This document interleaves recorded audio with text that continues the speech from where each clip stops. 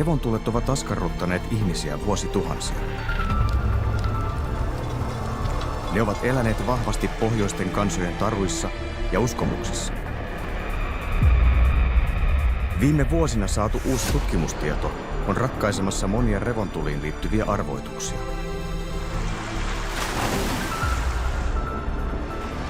Voivatko revontulet olla vaaraksi ihmiskunnalle ja eläimille?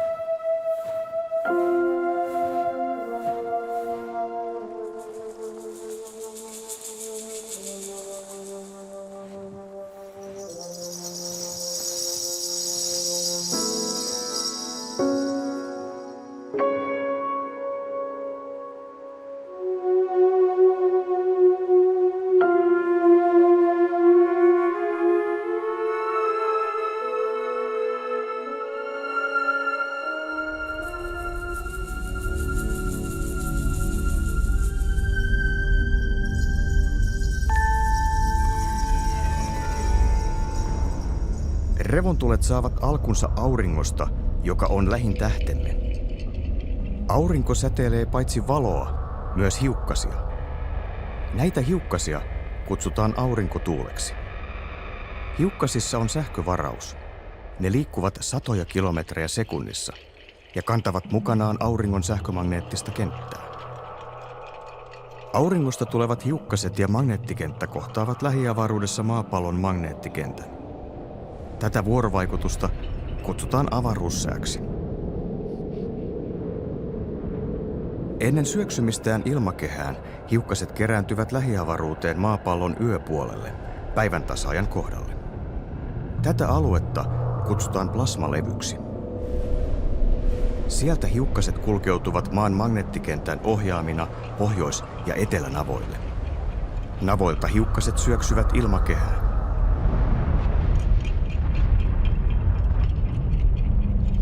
Napoja ympäröiviä vyöhykkeitä kutsutaan revontuliovaaleiksi. Niillä esiintyy jatkuvasti revontulia.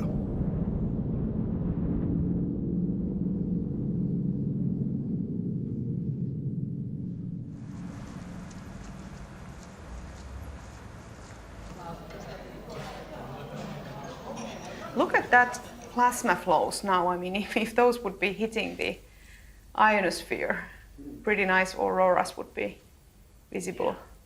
Helsingin yliopiston avaruusfysiikan tutkimusryhmä yrittää professori Minna Palmrothin johdolla ratkaista yhtä revontulien synnyn suurimmista salaisuuksista. Look at the tail now. So now I think something starts to happen. Oh. Yeah. Yep. Oh yeah, it's tearing off. There we go. Now And we have it's erupted. Tutkijat kehittävät mallia, jonka nimi on Vlasiaattor. Sen avulla on tarkoitus saada uutta tietoa revontulista ja niiden alkulähteestä lähiavaruudessa.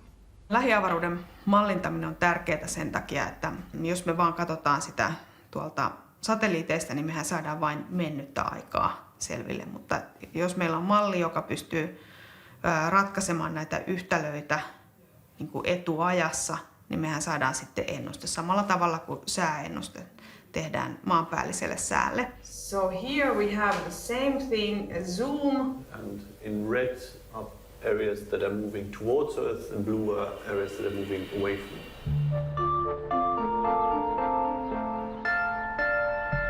Yhdysvaltain ilmailu- ja avaruushallinnon NASAn tärkeimpiä tutkimuslaitoksia sijaitsee pääkaupunki Washington DC:n kupeessa Marylandissa.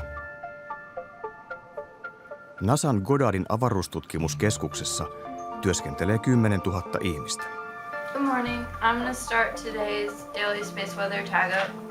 First, I wanted to point out these two active regions that have caused some minor flare activity.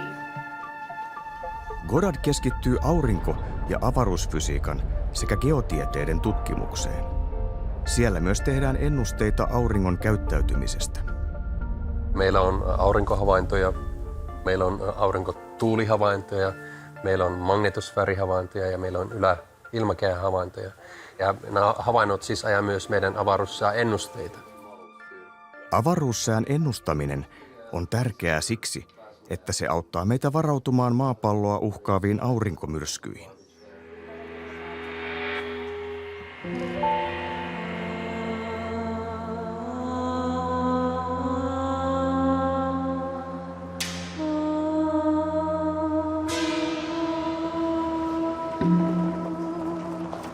Okay, this is the station. If you remember that from last spring.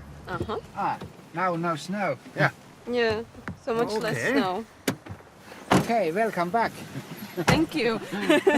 Sodankylän geofysiikan observatorio on saanut vieraan Nagoyan yliopistosta Japanista. Claudia Martinez on tullut tapaamaan tutkijakollega Jyrki Mannista ja observatorion johtajaa Esa Turusta. Martinez tutkii erittäin pienen taajuuden radioaaltoja, eli VLF-aaltoja. Niillä on todettu olevan yhteys revontulien syntyyn. And now I have nothing. Yeah, it disappeared. Yeah. For a while, it will come again. How do you know it will come again? Usually it will come.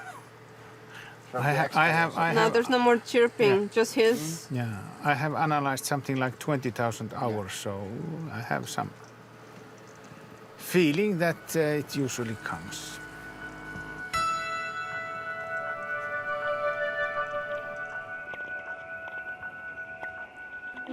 Meillä on täällä Sodankylässä niin häiriötöntä ympäristöä ja vielä lisäksi erittäin hyviä mittalaitteita, erittäin herkkiä mittalaitteita.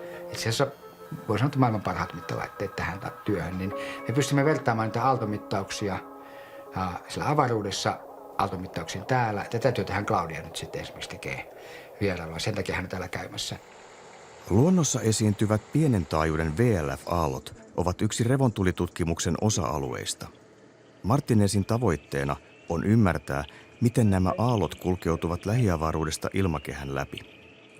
I heard that. That big one, that was cool. It's like a funnel. Yes. Yeah. Like, you know, one of those Now you have rain it. tubes? Yeah. Rain tubes, when you put a rice on it and then you thrust it? It sounded exactly like that. Yeah. That was really cool. I heard that. Yeah. VLF-aaltojen ymmärtäminen on tärkeää myös siksi, että ne vaikuttavat ilmakehän lämpötilaan.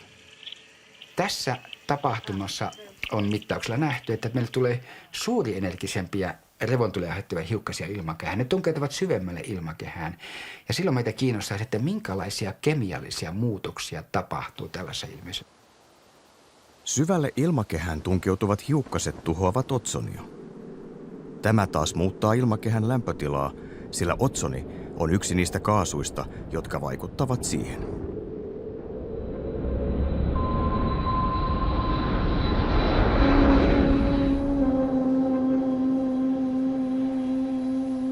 Aurinkomyrsky on auringossa tapahtuva voimakas hiukkaspurkaus. Se voi pahimmillaan olla yhteiskunnalle tuhoisa. Aurinkomyrsky voi pysäyttää lentoliikennettä, vahingoittaa satelliitteja, lamauttaa sähkö- ja tietoliikenneverkkoja sekä aiheuttaa huomattavia taloudellisia vahinkoja.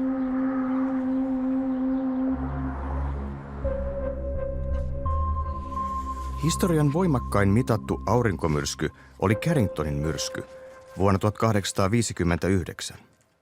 Sen iskettyä maapallolle lennättimien johdot alkoivat kipunoida ja lennätintoimistoja syttyi palamaan. Revontulia nähtiin Karibialla asti. 1859 se, miten tällainen aurinkomyrsky näyttäytyi sen ajan ihmisille, oli oikeastaan lähinnä nimenomaan niiden välillisten vaikutusten kautta. Eli ei voitu nähdä tämmöistä auringon hiukkasten iskeytymistä maapallon ilmakehään, mutta se, mitä voitiin nähdä, niin oli nimenomaan revontulet ja tällainen kompassien magneettineulojen villi pyöriminen.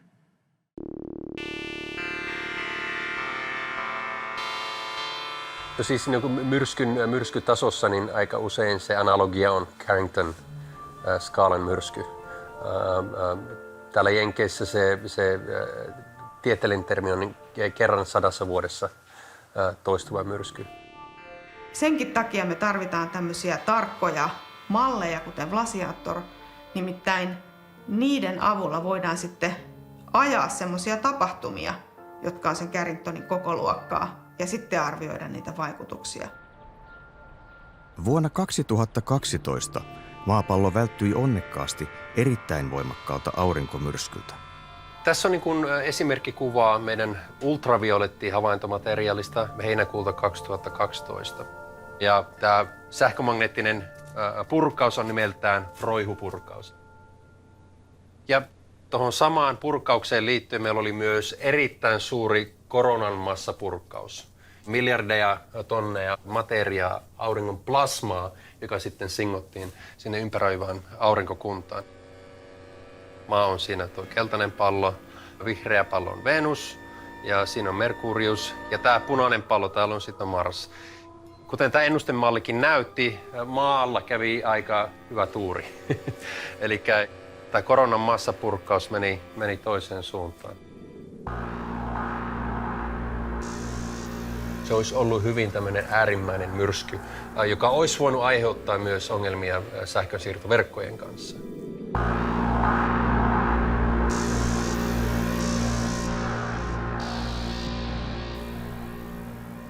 Yhdysvaltain ilmailu- ja avaruushallinto NASA tutkii ja kehittää keinoja, joilla yhteiskunta voi varautua poikkeuksellisen voimakkaisiin aurinkomyrskyihin.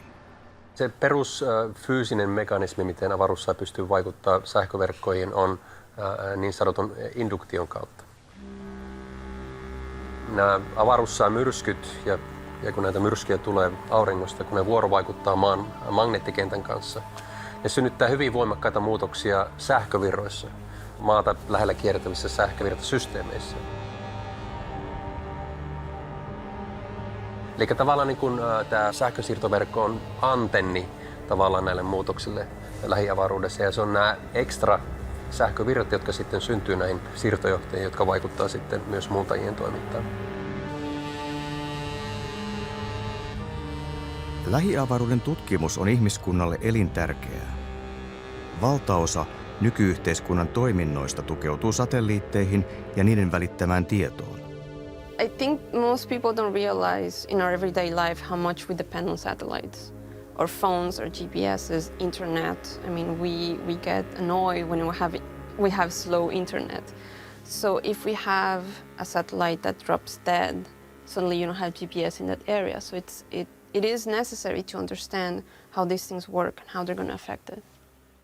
Että tavallaan, että jos me ajatellaan niin kuin lähiavaruuden sääolosuhteiden ennustamista, eli avaruussään ennustamista, niin se on tällä hetkellä ehkä samassa tilassa kuin maanpäällisen sään ennustaminen oli joskus 50-luvulla.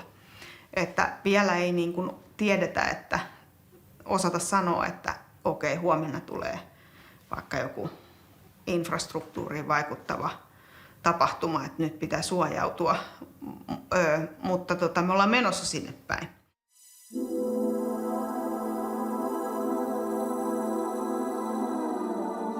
Helsingin yliopiston avaruusfysiikan tutkimusryhmän kehittämää Vlasiator-mallia on tarkoitus käyttää esimerkiksi niin kutsutun alimyrskyn tutkimiseen. Alimyrsky on lähiavaruuden ilmiö, jossa auringon ja maapallon magneettikentät yhtyvät. Tämä saa aikaan voimakkaita revontulia. Se revontuli, joka on ensin siellä pohjoisessa taivaanrannassa rauhallinen kaari, niin se kaari lähtee nousemaan kohti etelää, eli katsojan näkökulmasta se nousee sinne taivaan lakeen. Jossain vaiheessa ennalta arvaamattomasti revontulimuoto ikään kuin räjähtää. Ja tämmöinen revontuli-alimyrsky on semmoinen, missä yleensä otamme sitten kauniita revontulikuvia, ihastelemista ja voimakasta väliloistoa ja hyvin nopeata liikettä 100 kilometriä sekunnissa näyttää tuo näennäinen liike olevan. Se on se puhkeamisvaihe, se kaikkein kaunein. Saattaa kestää muutamasta 10 sekunnista 2 minuuttiin keskimäärin. Hyvissä olosuhteissa 50 minuuttia, erittäin harvoin puolta tuntia. Mutta sitten se saattaa toistua sillä tavalla, että meillä niitä revontuli-alimyrskyjä on, jos maapallosta katsotaan, niin täällä yöpuolella useissa paikoissa. Ja kun maapallo pyörii, niin meilläkin voi tulla sitten tunnin 2-3 välein useita revontuli-alimyrskyjä, eli useita tämmöisiä revontuleen aktivoitumisia.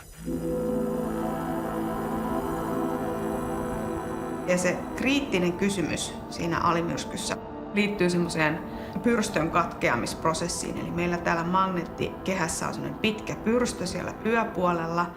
Ja se on vähän niin kuin semmoinen tuulipussi, jota se aurinkotuuli heiluttelee. Ja aina välillä se tuulipussi katkeaa ja lähtee sinne avaruuteen. Ja tämän tuulipussin katkeamiskohta on se, kun ne revontulet täyttää se yhtäkkiä sen koko taivaan. Ja se on hyvin ennalta arvaamaton tilanne. Emme tiedä, koska se katkee. Ja sitä juuri tutkitaan, että miksi se katkee ja koska se katkee. Tämä on varmaan avaruusfysiikan yksi keskeisimmistä kysymyksistä. Ja mä sanoisin, että kaikki tutkimusryhmä on jollain tavalla tekemisissä tämän kysymyksen kanssa.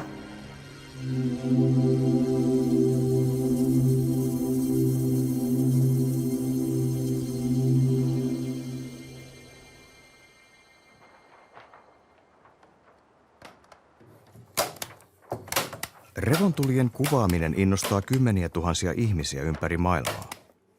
Muoniolainen Antti Pietikäinen on yksi heistä.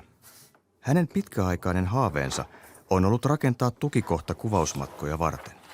Ja me pistän tänne perälle makuuhuoneen. Tähän tulee leveämpi sänky, 120 senttiä. Sitten viereen tulee pienemmät sängyt myöhempää varten. Talveksi pitäisi saada lämpimäksi, että vielä on pari kuukautta aikaa saada sitä pussi kuntoon. Niin mulla olisi sitten lämmin tukikohta, missä voi yöpyä syödä ja sitten niin saa sähköt läppärillä. Että voi täällä sitten duunailla ja otella revontulia ja otella hyvää keliä.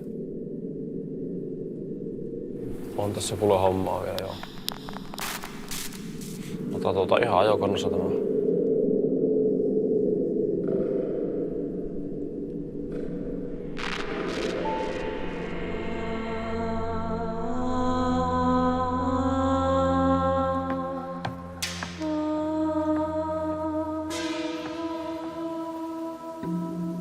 Tässä meillä on sitten uuden aikaisin revontulikamera, joka on Sodankylän geofysiikan observatorion käytössä.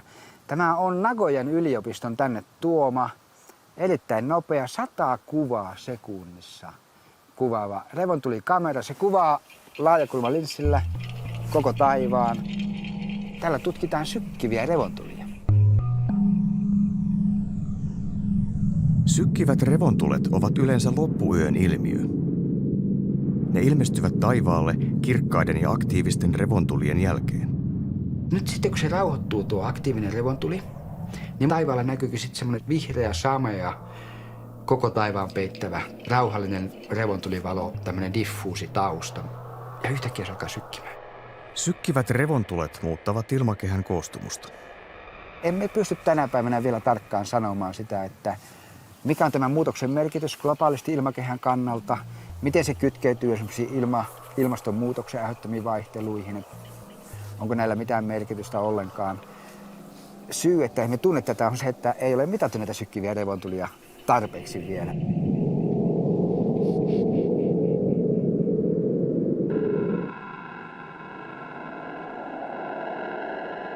Tutkimuslaitosten tuottama tieto auttaa Antti Pietikäisen kaltaisia revontulikuvaajia. Suurin osa aineistosta on saatavilla vapaasti laitosten internetsivuilta. Vilkaistapa satelliittia, miten näyttää dataa. Onko hyvää vai huonoa? Aurinkotulo polariteetti on hypännyt etelästä pohjoiseen, mikä käytännössä on huonoksi revontulille. Mutta se on sitten puhunut takaisin nollaan, että ei tämä peli ole vielä menetetty. Se tosiaan voi puolen tunnin aikana hypätä ihan päivästä se suuntaan ja se on nyt tehnyt niin. Siellä on niin paljon sähköä ilmassa, että kyllä me vielä revontulla tällä iltaa saa. Nyt lähtee sitä tulemaan.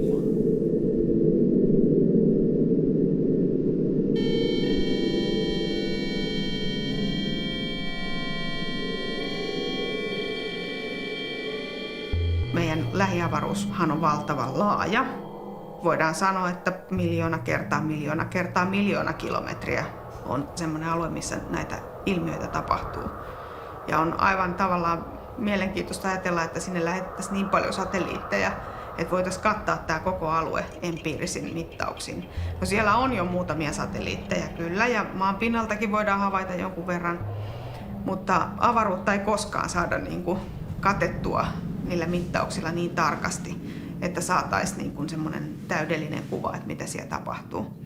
Niin sen takia näitä malleja tarvitaan. Minna Palmroth sai idean Vlasiaattorin kehittämisestä 2000-luvun alussa. Tuolloin kukaan ei uskonut siihen.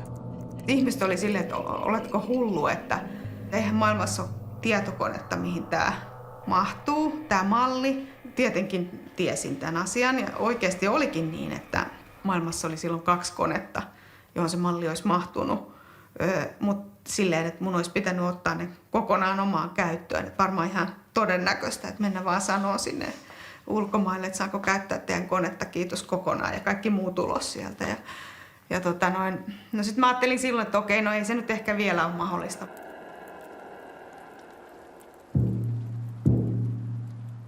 Revontuliin on kautta aikojen liittynyt runsaasti myyttejä ja uskomuksia.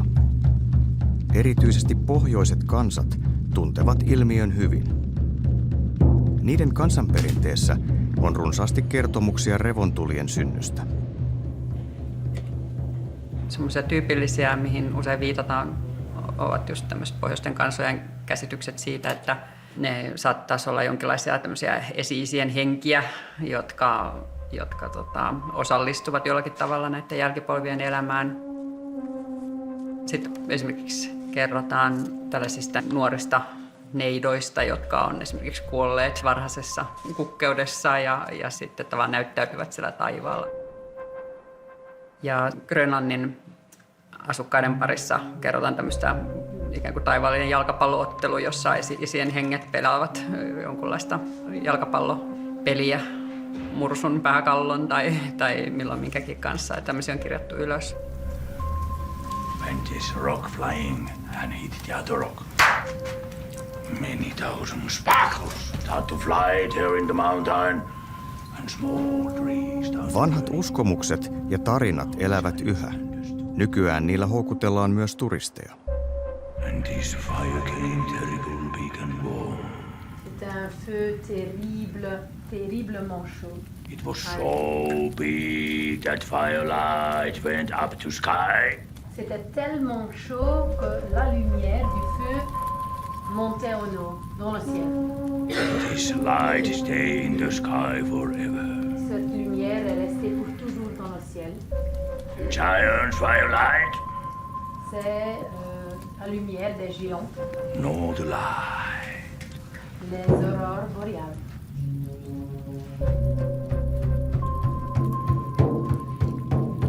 Filosofian tohtori Päivi Pihlaja on selvittänyt väitöskirjassaan revontulitutkimuksen historiaa. Hän havaitsi, että 1700-luvun alun varhaisilla tieteellisillä selityksillä ja kansantaruilla on lukuisia yhtymäkohtia. Kaikenlaisia uskomuksia on ollut ja sen huomaa myös, että se ei ole ehkä vastakkaista aina sille tieteelliselle selittämiselle, vaan se elämys ja sen sanottaminen on tavallaan yksi osa sitä revontulten kohtaamista ja katselemista. Ja sen lisäksi sitten siinä rinnalla elää näitä pohdintoja siitä, että mistä tämä ilmiö sitten oikeastaan saa syntynsä, että onko kyse jonkinlaista heijastuksista, esimerkiksi niin kuin jonkin valaan tai jäämeressä kiertävien silliparvien kyljistä heijastuvia valoja, eli tämmöinen niin kuin optinen ilmiö, vai voisiko kyseessä olla jonkinlainen semmoinen kuin kemiallinen ilmiö, joka syntyy esimerkiksi siitä, että jonkinlaisia rikkipitoisia höyryjä nousee taivaan kannelle, esimerkiksi navoilla sijaitsevista tulivuorista.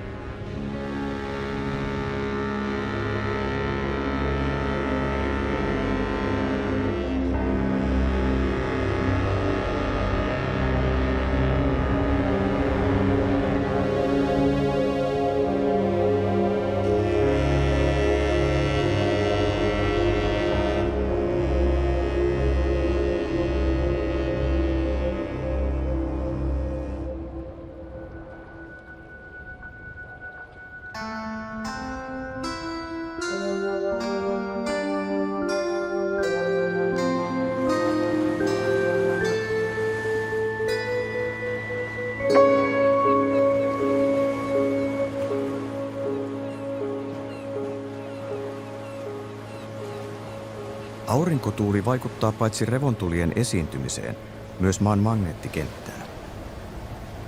Jotkut eläimet, kuten valaat, suunnistavat valtameressä magneettikentän avulla. Yhden teorian mukaan aurinkomyrsky vaikeuttaa valaiden suunnistamista. Näin ne eksyisivät reitiltään ja ajautuisivat aurinkomyrskyn aikana rantaan.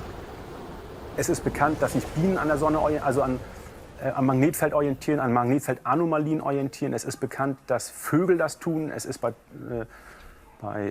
Wasserschildkröten bekannt. Warum soll es nicht bei Walen auch so sein? Deshalb war für mich als Physiker erstmal dieser Magnetsinn im Wal ein schwarzer Kasten, der mir relativ egal ist. Einfach nur von der Logik her. Die haben unter Wasser nicht viele Möglichkeiten, sich zu orientieren. Saksalainen fyysikko Klaus Vanselov kiinnostui valaiden rantautumisesta 2000-luvun alussa. Das kommt tatsächlich aus meiner Ausbildung mit Astronomie als Nebenfach und dass ich 2001 das Glück hatte, ein Buch zu finden von einem Herrn Berner, der eben halt Sonnenfleckenaktivität über mehrere Jahrhunderte dargestellt hatte. Und da fand ich dann eine Abbildung drin, die eben auch dieses Maunder-Minimum und auch eine Zeitspanne danach, wo sehr wenig Strandungen waren. Das passte mit sehr wenig Sonnenaktivität zusammen. Und da fing ich dann an zu gucken, welche Sonnenaktivitätsparameter könnten da passen. Das war in der Sonnenfleckenzyklus, die Zykluslänge speziell, denn ein kurzer Zyklus heißt großer Energieausstoß, ein langer Zyklus heißt geringer Energieausstoß. Und dass eben halt beim hohen Energieausstoß mehr Pottwale stranden, in der Nordsee jetzt, als beim niedrigen. Und das habe ich eben auf verschiedene Art und Weise dann verrechnet miteinander und kam immer zu dem gleichen Ergebnis, dass mehr Tiere stranden, wenn der Zyklus sehr kurz ist, also sehr viel Energie in die Atmosphäre abgegeben wird.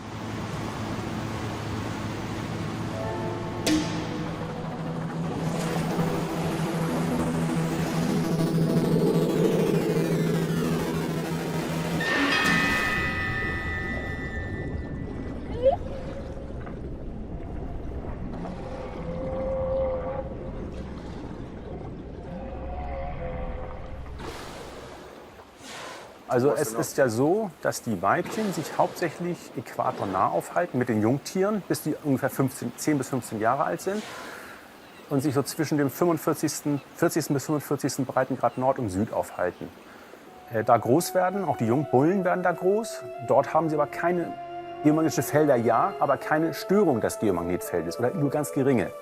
Das kriegen erst die Jungbullen mit, wenn sie jetzt diese Bereiche verlassen und dann meinetwegen nach Norden ziehen, in die norwegische See zum Beispiel. Dann werden sie erst solchen Problemen ausgesetzt, dass das Magnetfeld sich plötzlich ändert. Wenn die ihnen aber fehlen oder es sehr unglücklich kommt, kann es eben passieren, dass sie eben nördlich der Nordsee zwischen den Shetlandinseln und Norwegen quasi, dass sie dann eventuell in die Nordsee falsch abbiegen.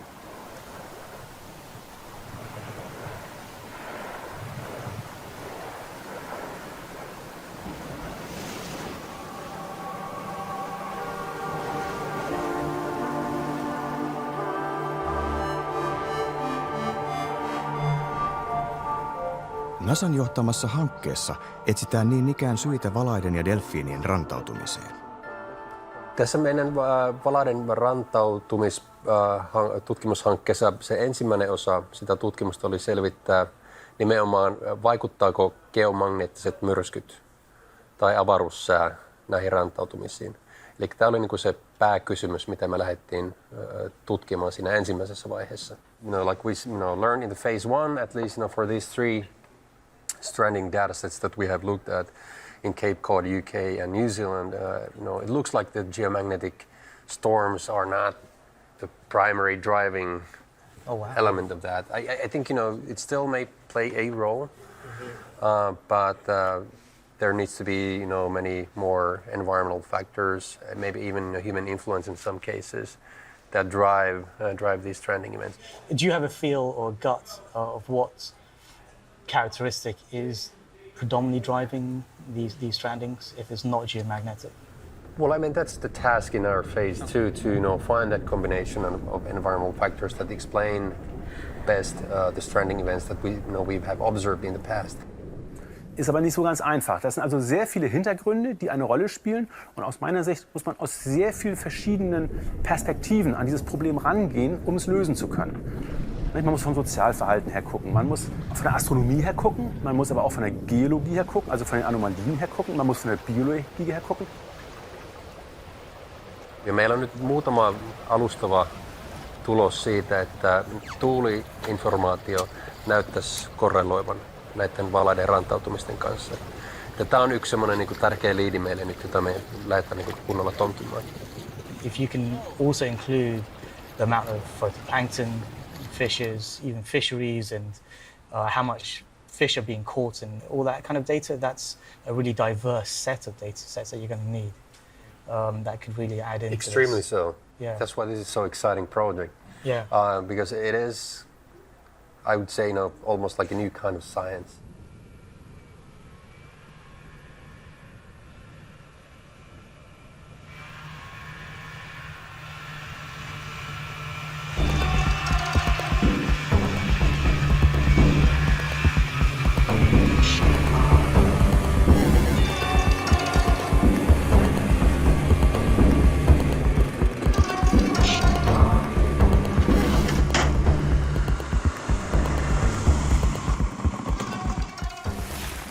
No minkälainen talvi?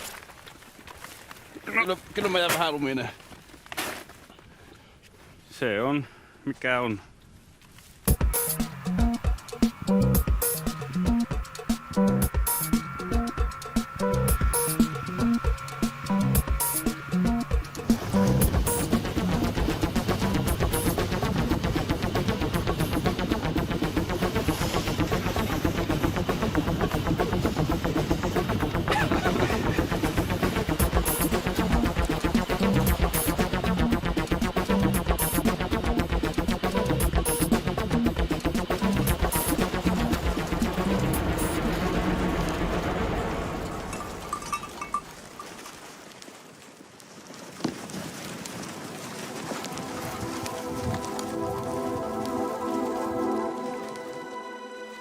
Nyt on paljon puhetta tästä suojautumista isommilta aurinkomyrskyiltä ja sitten löytyy tutkimusta nykyäänkin siitä, että miten revontulet vaikuttaa säähän, voiko ne vaikuttaa meihin, miten kun ne vaikuttaa myös eläimiin.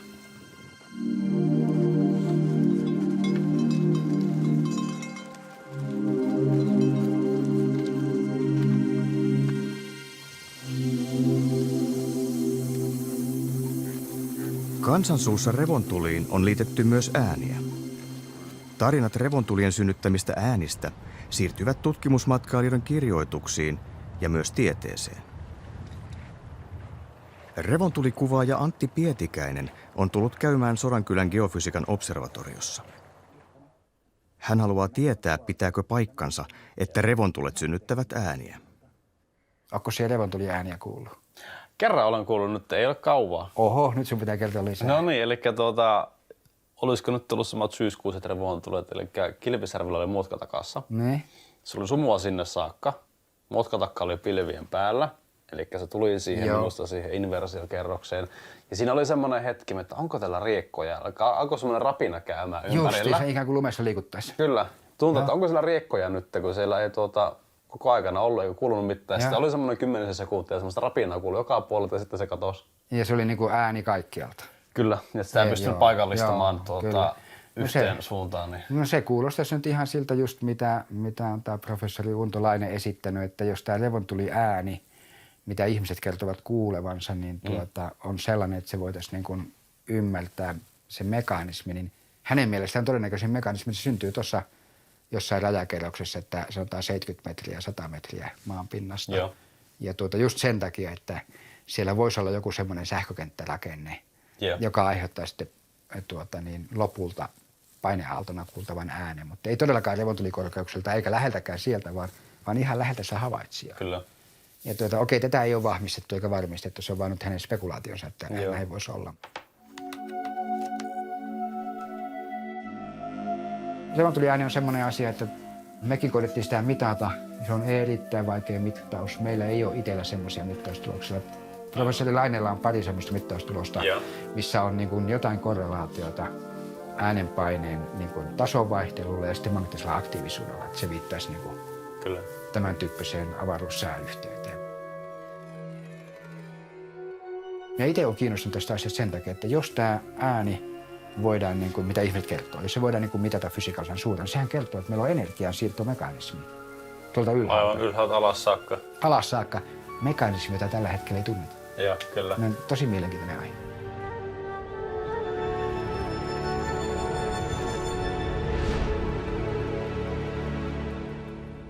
So at least in this case, current disruption is caused by reconnection.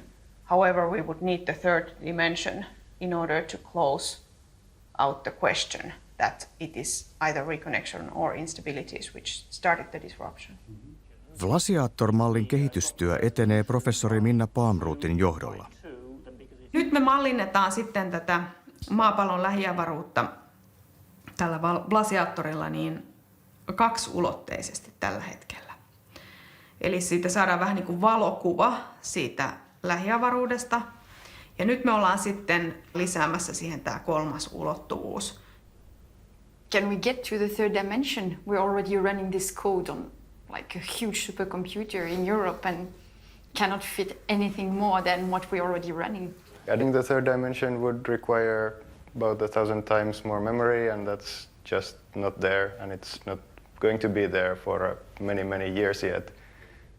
Kolmannen ulottuvuuden lisääminen tekee mallista entistä tarkemman. Tämä voi ratkaista alimyrskyn synnyn salaisuuden. But here we have a situation where we basically have a spacecraft every 300 kilometers. So the grid is really dense here. Yeah, we could. Right now, we are running with a full grid. Every point in the simulation has the same resolution. And if you look at the simulation picture, you see that there are large areas where actually nothing happens at that resolution, and you could really go down with the resolution there if instead, like we remove the amount of uninteresting simulation parts to be able to increase the more interesting simulation. That's right. So for instance, that turbulence in the flanks, we are not interested. So if we ditched that resolution, would it then be possible to add the third dimension? What do you think? Yeah, so we could sort of pack ourselves to where the interesting stuff happens and use lower resolution in other areas. Can we actually calculate this? In 3 dimensions, fact. Yeah, because we're talking about 3 dimensions. So we you have halve to- it, we halve it, we halve it. 400 there, 15,000 there. That gives us 6 million cells, and that's what we were able to run. So let's see what we get out of this. Kun Vlasiaattor on valmis, sehän vastaa tilannetta, että 300 kilometrin välein on satelliitti. Eli että satelliitteja on sitten aika paljon, niin että mä uskon, että sit kun se on valmis ja pystyy tämmöisen, me voidaan tehdä semmoinen ajo, jossa tämä alimyrsky tapahtuu, niin sitten se ratkee mun mielestä.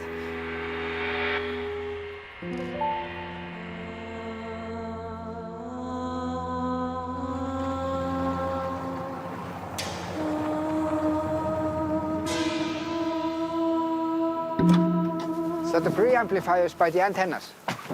Yes, they are there. And how do you feed them the power to the Here we have here these 2 car batteries giving the power. If I understood correctly, you have found some very interesting events in our data here. Yes. It conjunctions with the Arase satellite. Exactly. Yeah, Claudia has found one and I have found another, but that my finding is so new that... Didn't The Arase data is not up to date Okay. with that.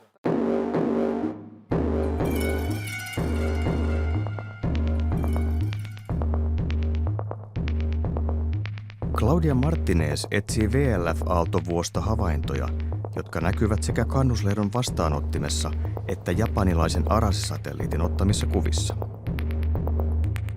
Tämä Arase-satelliitin olemassaolo on meille sikäli hieno, että pääsemme nyt saamaan tietoa sekä sieltä lähiavaruudesta ja sitten mallien kautta tästä väliltä ja sitten tältä ilmakehästä ja maapinnalta.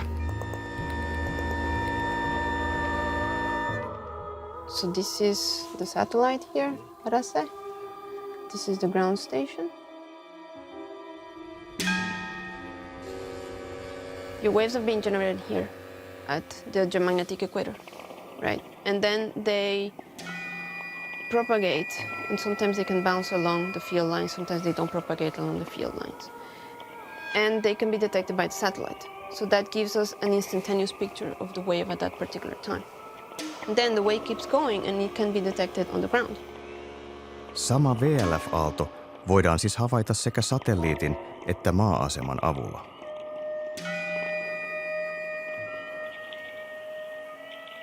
This is always a cool part of the job. Yeah. This is good. Yes, it's very strong. What do you say about the data quality? Great data quality. Great.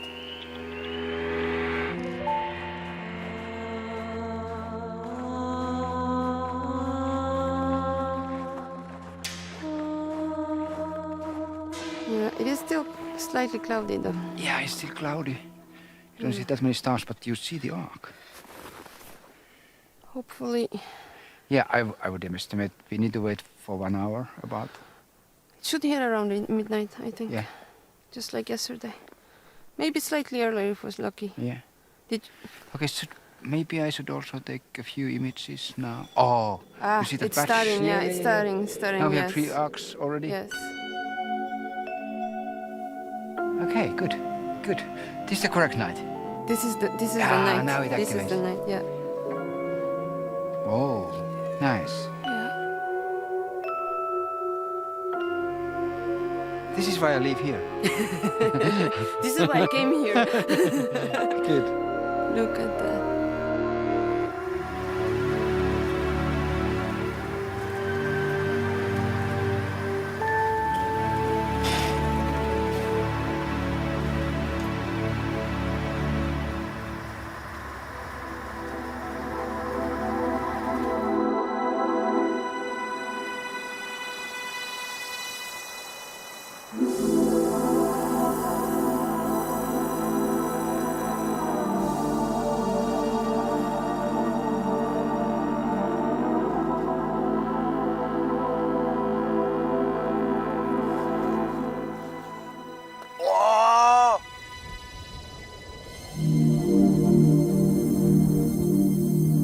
Revontulet muuttavat ilmakehän kemiallista koostumusta tuhoamalla ilmakehän keskiosan otsonia.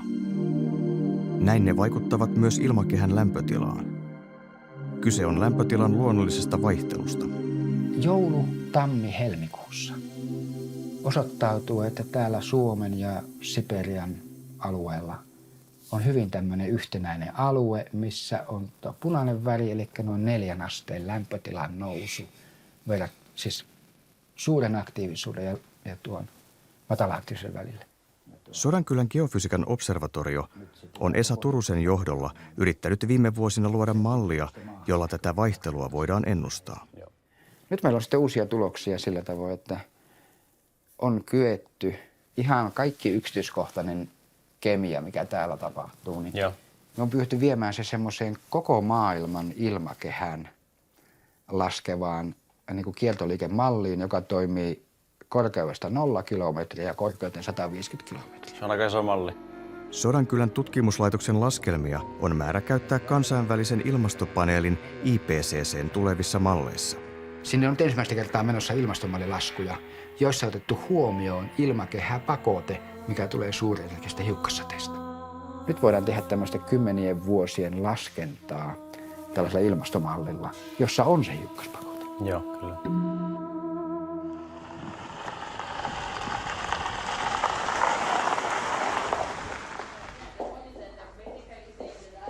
Helsingin yliopiston avaruusfysiikan laitoksella on viime viikkoina eletty jännittävää aikaa. Lähiavaruuden tutkimukseen tarkoitetun Vlasiator-mallin kehitystyö on huipentumassa. That's amazing. It seems to behave well, it doesn't blow up, and it shows 3D structure. Yeah, we see that transition going through the refined region, and it works exactly as we expected to. No kyllä tämä on aivan mahtava. Täytyy sanoa, että meillähän on niinku paljon ollut tässä niinku tämmöistä epäilyä, että tämä on mahdotonta ja ihan turhaa yritätte.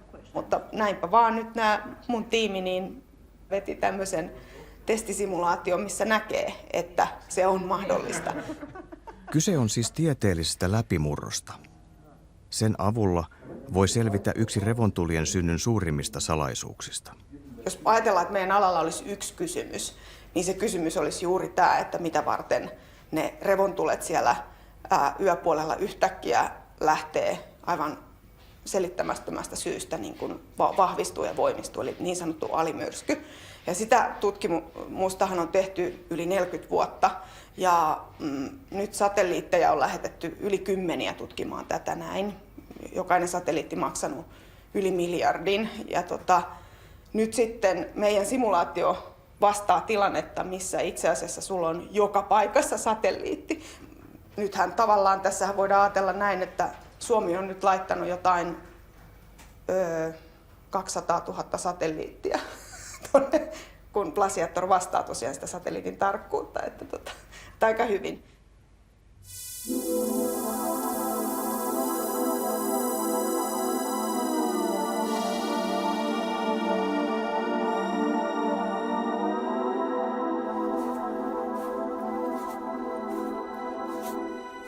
Tammikuun 9. päivä. Minun syntymäpäivä.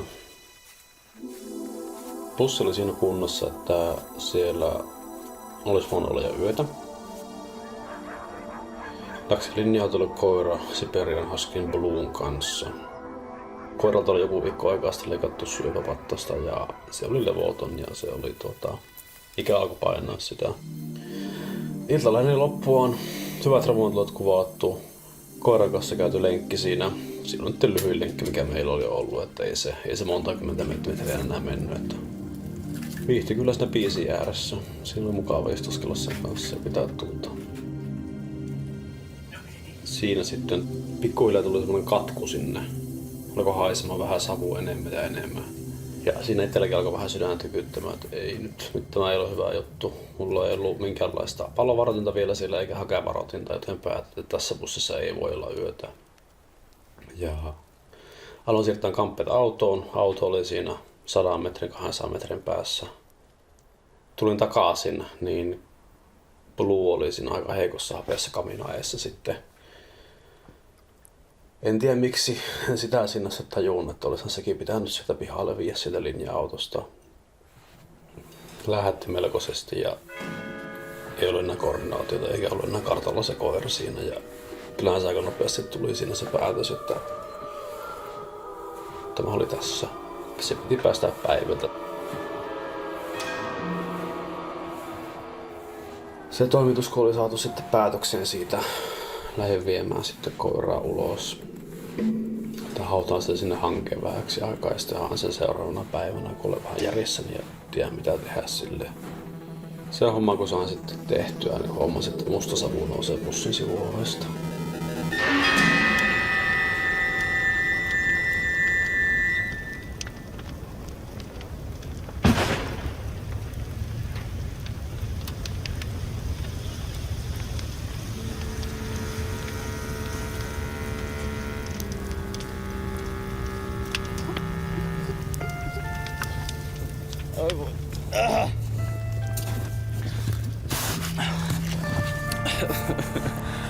Hyvää syntymäpäivää.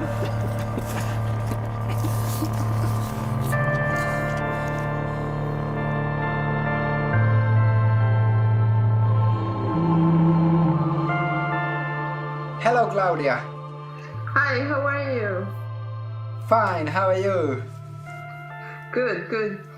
Happy to meet you now, and I understood you have new news about the results. You have been analyzing the events you found in both in Arase and Kannuslehto. Writing a paper. Yes, exactly. So the paper is already 85% written. So I'm just working on the discussion part and trying to settle everything up. Excellent. Hopefully I will be submitting in the next few weeks. Martinez uskoo, että pystymme lähitulevaisuudessa ennustamaan, miten luonnossa esiintyvät pienen taajuuden radioaallot ja auringon hiukkaset liikkuvat lähiavaruudesta ilmakehään. Tämä on tärkeää sen vuoksi, että voimme suojata satelliitteja, kansainvälistä avaruusasemaa ja tulevia avaruuslentoja haitallisilta aurinkomyrskyiltä. So the idea is to be able to do what we call space weather, is to be able to predict how the particles, the waves and everything around the Earth is going to react when you have a solar storm, a geomagnetic storm, etc. Meillä on oikeasti pieni pelko siitä, että mitä oikeasti tapahtuu, jos näitä hirmumyrskyjä tuolta auringosta suuntautua maata kohti. Ja se tosiaan, että meillä ei oikein hyvää käsitystä ole siitä, mitä kaikkea voisi sattua. Se on niin kuin tavallaan kauhistuttava ajatus, että jos multa kysytään, että mitä tämmöinen Carringtonin myrsky aiheuttaa meidän maapallolle, niin mä en tiedä, koska sitä ei ole tutkittu. Eli nyt tätä täytyisi tutkia ja täytyisi juuri kehittää näitä mallimenetelmiä. Luonnontieteet, jotka tutkivat ympäristön lainalaisuuksia, niin se on osa sitä inhimillistä uteliaisuutta, joka oikeasti vie meitä eteenpäin ja mahdollistaa tämän ihmiskunnan olemassaolon sitten pitkällä tähtäimellä.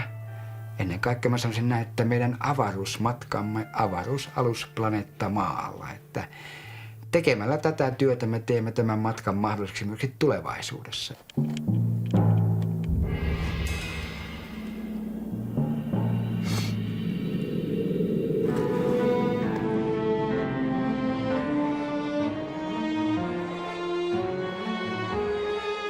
Revontulet ovat siis yhä osittain mysteeri. Siksi tiedeyhteisö jatkaa niiden tutkimista. Mysteerin ratkaisemiseksi meidän on ymmärrettävä entistä paremmin, miten lähin tähtemme aurinko käyttäytyy. Meidän on siis ymmärrettävä, miten aurinko vaikuttaa paitsi revontulien syntyyn, myös meidän kaikkien elämään maapallolla.